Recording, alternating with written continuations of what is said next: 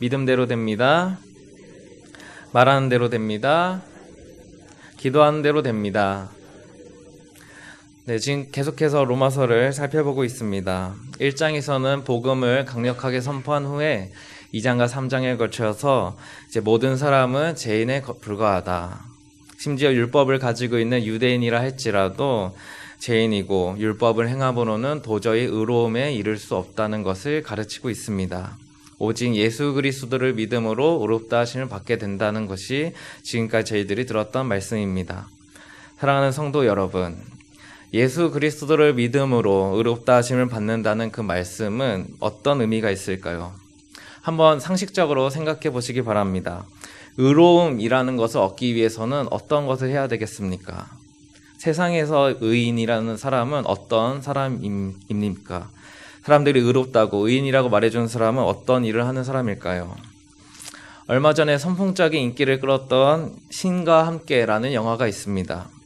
그 영화는 인간의 사후세계를 이제 보여주고 있는데요. 거기서 의인이 되는 기준은 바로 선행입니다. 그러니까 악한 일을 하더라도 선한 일을 많이 하면 용서를 받게 되고 이제 결국 천국에 가게 된다는 세계관을 가지고 있습니다. 물론 성경이 말하는 세계관과는 전혀 다른 이야기지만 일반적으로, 그러니까 상식적으로 우리들이 생각해 볼 때는 의로움을 얻고 의인이라고 인정을 받기 위해서는 선한 행위를 해야 된다고 생각하기 쉽습니다. 그래서 거의 모든 종교는 행위에 초점이 맞춰져 있는 것입니다. 내가 쌓은 공로와 노력만큼 복을 받는다라는 것입니다. 유대인들도 동일하게 생각했던 것 같습니다. 주어진 율법을 잘 지키면 하나님께서 의롭다고 인정해 주실 것이라 생각했던 것입니다. 그래서 그들은 율법을 문자 그대로 지키려고 몰두했던 것입니다. 형식적으로만 지켜도 하나님께서 나를 의롭다고 여겨주시고 나는 나의 행위를 통해서 천국에 갈 수 있다는 믿음을 갖게 된 것입니다. 바울은 로마서를 통해서 유대인의 이러한 종교의식, 즉 율법주의를 깨트리고 있는 것입니다. 행위를 통해서는 도저히 의로움을 얻을 수 없다는 것입니다. 노력과 공로를 통해서는 의인이 될 수 없다는 것입니다. 왜냐하면 우리는 모두 죄인이기 때문입니다. 그러면 우리는 이렇게 생각할 수 있습니다. 우리는 결국 멸망을 받을 수밖에 없는가? 지옥에 갈 수밖에 없는가? 이러한 절망에 빠지기가 쉽습니다. 그때 바울은 로마서 3장 22절 말씀을 통해서 절망 가운데 소망을 선포합니다. 로마서 3장 22절을 함께 읽겠습니다. 시작. 곧 예수 그리스도를 믿음으로 말미암아 모든 믿는 자에게 미치는 하나님의 의니 차별이 없느니라. 그러니까 죄인이 의롭다 하심을 받을 수 있는 유일한 방법은 바로 예수 그리스도를 믿는 것입니다. 그러니까 예수님을 믿을 때 주시는 그 의로움을 통해서 우리가 의롭다 여김을 받게 되는 것입니다. 그러니까 이제 신앙생활을 오래 하셨던 분일수록 아주 이 말씀은 자연스럽고 자주 들었던 말씀이실 것입니다. 그러면 예수 그리스도를 믿음으로 의롭다 하심을 얻는다라는 것은 도대체 무슨 의미를 갖고 있을까요? 어떻게 이해하고 계십니까? 어떻게 설명할 수 있으시겠습니까? 우리는 과거 예수님만 믿으면 천국 간다는 이야기를 수도 없이 들어왔습니다. 그런데 그것이 도대체 어떻게 가능한 것인지는 별로 생각해 보지 않은 것 같습니다. 아마 로마 교회에 있는 성도들도 바울이 로마서 3장에서 말한 믿음으로 의롭다 하심을 얻는다라는 이 선포에 대해서 정확하게 이해하지 못했을 수도 있습니다. 아마 쉽지 않았을 것입니다. 그래서 바울은 4장에서 이제 친숙한 아브라함을 예로 들어서 믿음으로 의롭다 하심을 얻는 그 방법, 그 절차가 어떻게 되는지, 즉 칭의를 우리가 어떻게 누리게 되는지를 설명하고 있습니다. 아브라함은 어떤 조상입니까? 믿음의 조상입니다. 그래서 아브라함을 통해서 바울은 행위가 아닌 믿음으로 칭의, 의롭다 하심을 받게 된다고 이제 오늘 본문에서 저희들에게 알려주고 있습니다. 본문 9절과 10절을 함께 읽겠습니다. 그런즉 이 복이 할례자에게냐 혹은 무할례자에게도냐 무릇 우리가 말하기를 아브라함에게는 그 믿음이 의로 여겨졌다 하노라. 그런즉 그것이 어떻게 여겨졌느냐 할례시냐 무할례시냐 할례시가 아니요 무할례시니라. 구절에서 말하고 있는 이 복이라는 것은 쉽게 말씀드리면 칭의를 통해서 얻는 복을 말합니다. 그러니까 죄를 지은 죄인이라 할지라도 그 죄를 가리어 주시는 복, 죄로 인정해 주시지 않는 복, 그것을 바로 말하는 것입니다. 그것이 바로 칭의인 것입니다. 그래서 9절과 10절에서 말하는 요지는 다음과 같습니다. 아브라함이 칭의를 받은 것은 믿음으로 받았다는 것이고 할례시가 아닌 무할례시, 할례를 받기 전에 이미 믿음으로 의롭다 하심을 받게 되었다라고 설명하고 있습니다. 그러니까 할례라는 어떠한 특정한 행위를 통해서 칭의가 된 것이 아니고 아브라함의 믿음을 보시고 의롭다 여김을 여겨주신 것입니다. 할례를 받기 전에 하나님께서 이미 아브라함을 칭의하셨다라는 것입니다. 그러니까 의롭다 하심을 받기 위해서는 어떤 행위가 필요한 것이 아니고 믿음이 필요하다는 것입니다. 본문 11절에서는 더 그것을 선명하게 저희들에게 알려주고 있는데요. 11절을 함께 읽겠습니다. 그가 할례의 표를 받은 것은 무할례 시에 믿음으로 된 의를 인친 것이니 이는 무할례자로서 믿는 모든 자의 조상이 되어 그들도 의로 여기심을 얻게 하려 하심이라. 그러니까 아브라함이 믿음의 조상이 된 이유는 어떤 행위 때문이 아니라 믿음 때문이었습니다. 이를 통해서 무할례자들에게는 큰 빛과 같은 소망을 얻게 됩니다.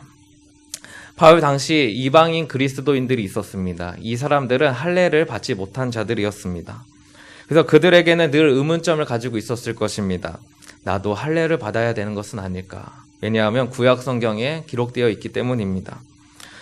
그리고 할례를 받은 유대인들이 와서 과시합니다. 너희도 할례를 받아야 해. 이렇게 이야기를 한다면 이방인 그리스도인들은 아마도 낙심했을지도 모릅니다. 하나님께로부터 받는 그 의로움이 있어야 내가 살 수 있고 구원을 받을 수 있는데 그 방법이 할례라고 한다면 자신들은 이방인 그리스도인들은 의인이 될 수 없는 그런 벽을 만나고 만 것이기 때문입니다. 하지만 성경에서 믿음의 조상인 아브라함이 무할례 시의 믿음으로 의롭다 하심을 받았다. 이런 바울의 편지를 보게 되었을 때 소망을 갖게 되는 것입니다. 나는 할례를 받지 못했지만 예수 그리스도를 믿음으로 의롭다 하심을 받을 수 있는 소망. 그래서 나는 원래 유대인도 아니고 율법도 잘 지키지 못했지만 믿음이 있으면 구원을 받을 수 있다는 그 소망을 품게 되는 것입니다. 사실 우리들도 마찬가지입니다. 어떤 행위가 아니고 율법을 통해서가 아니고 믿음으로 의롭다 하심을 받게 된다는 것은 너무나도 큰 은혜입니다. 한번 생각해 보시기 바랍니다. 평생은 우리나라에서 사셨습니다. 근데 어떻게 유대인들처럼 살 수 있겠습니까? 불가능한 것입니다. 만약 율법을 지킴으로 구원을 받는다면 우리는 얼마 안가 모두 좌절에 빠지고 말 것입니다. 그런데 하나님께서는 놀랍게도 죄인을 구원하시는 데 있어서 율법의 행위가 아니라 믿음으로 구원을 받을 수 있는 길을 만들어 놓으셨습니다. 정말로 놀라운 하나님의 은혜인 것입니다. 게다가 이 당시에 할례라는 것은 신앙인의 표지였습니다. 그러니까 한마디로 할례를 받으면 구원을 받는다라는 생각이 너무나 크게 자리 잡고 있었습니다. 이러한 오류를 아브라함을 통해서 바로 잡고 있는 것입니다. 아브라함은 할례를 받기 이전부터 이미 칭이 되었다. 즉 구원의 은혜를 받아 누렸다라는 사실을 분명히 알려줍니다. 따라서 할례라는 외적인 어떤 절차 때문에 그 절차가 특별한 무언가 힘이 있는 것이 아닙니다. 하나님께서 그리스도를 믿는 자들을 의롭다 여겨주시는 것, 그것이 중요한 것이지 할례라는 어떤 행위가 중요한 것은 아닙니다. 오늘날 세례도 마찬가지입니다. 세례를 받는 순간 우리가 구원의 문에 들어가는 것이 아닙니다. 주님을 만나고 이미 구원을 받은 성도가 교회 앞에서 세례를 통해서 성도임을 확인하는 것입니다. 그래서 나는 앞으로 성도로서 온전히 주님의 말씀에 따라 살아가겠습니다. 이러한 선포를 외치는 시간이 바로 세례인 것입니다. 그러니까 세례 자체에 구원의 능력이 있는 것이 아니라 구원의 능력은 오직 하나님에게 있다는 사실을 기억하셔야 합니다. 그래서 13절 말씀에서도 이 할례뿐만 아니라 율법뿐만 아니라 언약도 이 믿음으로 맺은 것임을 말씀합니다. 본문 13절을 함께 읽겠습니다. 아브라함이나 그 후손에게 세상의 상속자가 되리라고 하신 언약은 율법으로 말미암은 것이 아니요 오직 믿음의 의로 말미암은 것이니라. 하나님은 아브라함과 언약을 맺으셨는데요. 창세기 15장에 그 언약 맺는 장면이 등장합니다. 자녀가 없는 아브라함에게 하늘의 별들처럼 자손을 많게 해주시고 또 가나안 땅을 주시겠다고 약속하십니다. 언약을 맺으시는데요. 이제 언약을 다른 말로 하면 계약이라고 할 수 있습니다. 계약을 한번 생각해 보시기 바랍니다. 우리가 자주 맺는 계약이 있다면 이제 부동산 계약이 있을 수 있는데요. 이제 계약의 기본 조건이라고 하면 준 만큼 내가 받는다라는 것 아니겠습니까? 만약에 계약 조건이 불평등하거나 이제 어떤 강압에 의해서 어쩔 수 없이 내가 손해를 보면서 계약을 하게 된다면 그것은 결국 파기가 되고 말 것입니다. 온전한 계약이 아니었기 때문입니다. 그러니까 계약이라는 것은 사실 평등한 조건이 전제되어야 하는 것입니다. 그렇다면 하나님과 아브라함이 맺은 이 언약도 한번 생각해 봐야 합니다. 창조물과 피조물의 관계만 봐도 하나님께서 아브라함과 언약을 맺으셨다는 것 자체가 사실 말이 되지 않는 것입니다. 게다가 아브라함은 죄인이었습니다. 그러니까 하나님 입장에서는 아브라함과는 도저히 언약을 맺을 수 없었던 것입니다. 그러니까 손해를 조금 보고 맺는 것이 아니라 엄청난 희생을 하나님께서 각오하셔야만 아브라함과 언약을 맺을 수 있는 것입니다. 그리고 죄인인 아브라함과 언약을 맺어봐야 하나님의 입장에서는 어떤 이익이 생기는 것도 아닙니다. 반대로 아브라함의 입장에서 생각해봐도 이것은 조금 이상합니다. 아브라함이 하나님과 언약을 맺기 위해서 자격을 갖춘다고 생각해 보시기 바랍니다. 어떤 노력을 다 해봐도 그게 가능하겠습니까? 그러니까 평생을 다 바쳐서 공을 쌓아도 그 자격, 그 조건을 맞출 수 있겠습니까? 그러니까 다시 말해서 어떤 행위로도 하나님과 언약을 맺을 수 있는 조건을 갖출 수 없다는 것입니다. 그러면 언약이 어떻게 가능하게 된 것입니까? 그것을 본문 13절에서는 이렇게 이야기하고 있습니다. 오직 믿음의 의로 말미암았다. 다시 말해서 그리스도를 믿음으로 부여받는 그 의로움이 아브라함에게 있었기 때문에 하나님은 아브라함과 언약을 맺으실 수 있었다라는 것입니다. 그러니까 아브라함의 선한 행위가 아니라 어떤 율법을 지킴으로써가 아니라 오직 믿음으로 그 언약을 맺어주신 것입니다. 본문 14절에서도 그것을 보충해서 설명하고 있는데요. 14절을 함께 읽겠습니다. 만일 율법에 속한 자들이 상속자이면 믿음은 헛것이 되고 약속은 파기되었느니라. 그러니까 이 말씀은 단순히 율법을 지키는 자들이 하나님과 언약을 맺어서 상속자가 된다면 믿음은 필요 없는 것이 된다는 것입니다. 그러니까 믿음이 없어도 하나님과 언약을 맺을 수 있기 때문입니다. 하지만 그 언약은 어떻게 됩니까? 결국 파기되고 맙니다. 그 이유는 무엇이겠습니까? 지금까지 살펴본 로마서의 답이 있는데요. 그 이유는 모든 사람은 죄인이기 때문입니다. 그리고 그 죄에서 스스로 벗어날 수 없기 때문입니다. 그래서 그 율법에 속했다는 것은 단순히 율법을 잘 지키는 사람들을 말하는 것이 아니라 율법을 행함을 통해서 내가 의로워진다, 내가 구원받을 수 있다는 율법주의를 말하고 있는 것입니다. 그러니까 내가 공로를 쌓고 노력을 하고 시간을 들이면 내가 하나님과 언약을 맺을 정도로 하나님과 그런 동등한 관계에 이를 수 있다는 착각에 빠지는 것이 바로 율법주의인 것입니다. 그러니 당연히 율법 그 약속은 파기될 수밖에 없는 것입니다. 하나님과 우리와의 언약도 마찬가지입니다. 우리가 갖출 수 있는 것은 어떤 선한 행위가 아니라 오직 예수 그리스도를 믿는 것뿐입니다. 믿음으로 우리가 의롭다 여김을 받는 건 역시 마찬가지입니다. 오직 예수 그리스도를 믿는 것밖에 없습니다. 이 믿음으로 하나님께서는 이 언약을 굳게 단단하게 만들어 주십니다. 본문 16절을 함께 읽겠습니다. 그러므로 상속자가 되는 그것이 은혜에 속하기 위하여 믿음으로 되나니 이는 그 약속을 그 모든 후손에게 굳게 하려 하심이라. 율법에 속한 자에게뿐만 아니라 아브라함의 믿음에 속한 자에게도 그러하니 아브라함은 우리 모든 사람의 조상이라. 여기서도 하나님과 아브라함이 언약을 맺을 수 있었던 유일한 조건인 믿음을 강조하고 있습니다. 그러니까 그 믿음을 가지면 아브라함뿐만 아니라 그 후손들 그리고 우리들까지도 하나님과 언약을 맺을 수 있다는 것입니다. 그래서 그 상속자가 되는 그것, 16절 앞부분에 나오는데요. 상속자가 되는 그것은 바로 언약을 말하는데요.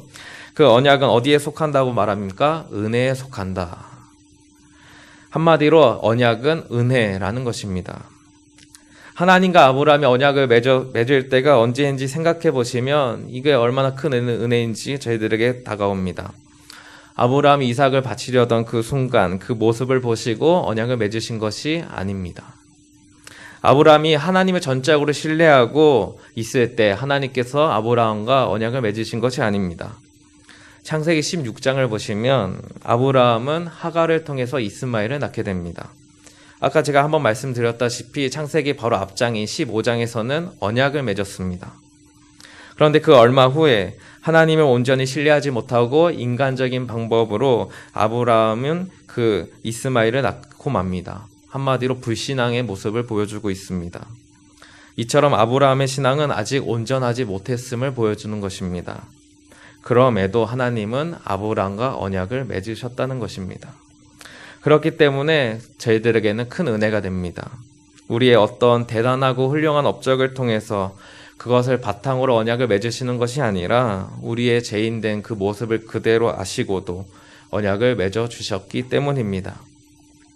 그래서 본문은 우리도 연약한 죄인이지만 믿음을 통해서는 하나님과 언약, 다른 말로 하면 관계를 맺을 수 있다는 것을 보여주고 있습니다.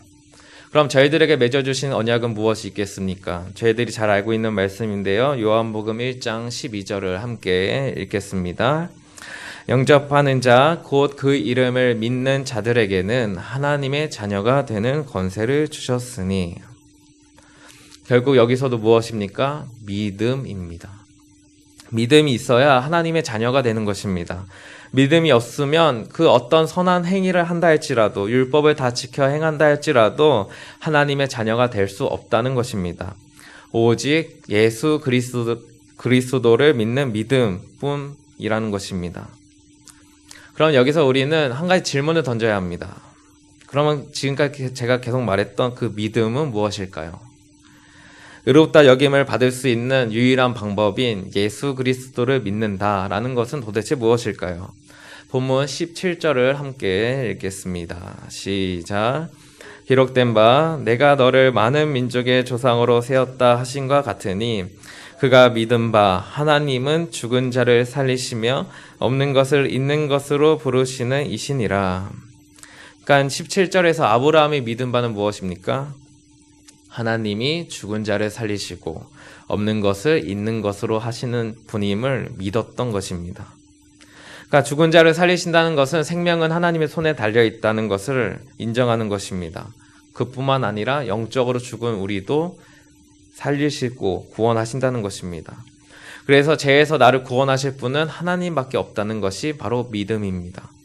또 무익한 자를 가치 있게 만드는 것도 하나님밖에 없음을 기억하시는 것이 바로 믿음입니다. 또 제 종으로 살아가는 우리들을 하나님의 자녀로 삼아주시는 분도 주님밖에 없다는 사실을 기억하는 것이 바로 믿음인 것입니다. 그러니 나의 모든 것을 맡길 수밖에 없습니다. 온전히 주님만을 바라보게 되는 것입니다. 세상의 물질과 권력을 바라보지 않게 되는 것입니다. 왜냐하면 그것은 세상의 권력과 물질은 나를 구원해 주지 못하기 때문입니다.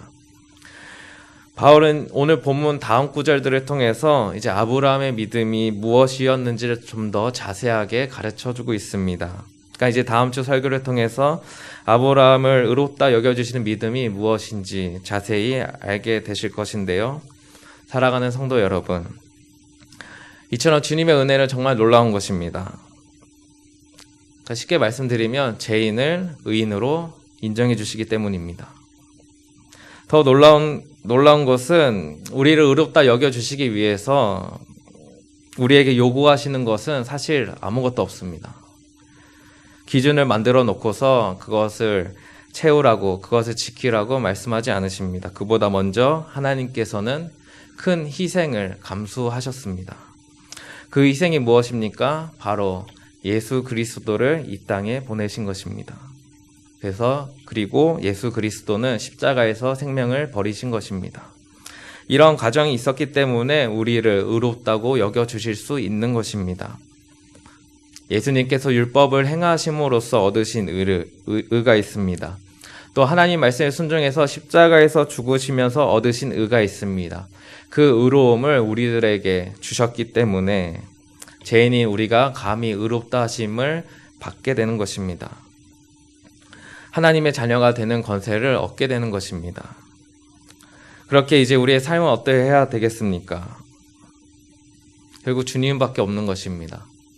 그 무엇도 우리 죄인을 의롭다고 여겨주실 수 있는 것은 아무것도 없기 때문입니다. 그래서 십자가를 바라봐야 합니다. 그래서 주님 가신 그 길을 우리는 따라가야 하는 것입니다. 그 길밖에 없습니다. 그 길은 성경에서도 말하듯이 좁고 험합니다. 지치거나 쓰러지기가 쉽다는 말입니다. 하지만 주님이 우리의 유일한 구원자 되신다는 사실을 기억하신다면 한 걸음 한 걸음 조금 천천히 가게 될지 모른다 할지라도 믿음으로 주님 따라가야 되지 않겠습니까? 오직 주님의 은혜로 우리를 의롭다 여겨주시고 또 언약을 맺어주시고 놀라운 은혜를 베풀어 주신 주님을 믿음으로 살아가시는 우리 성도님들 되시기를 기도드립니다.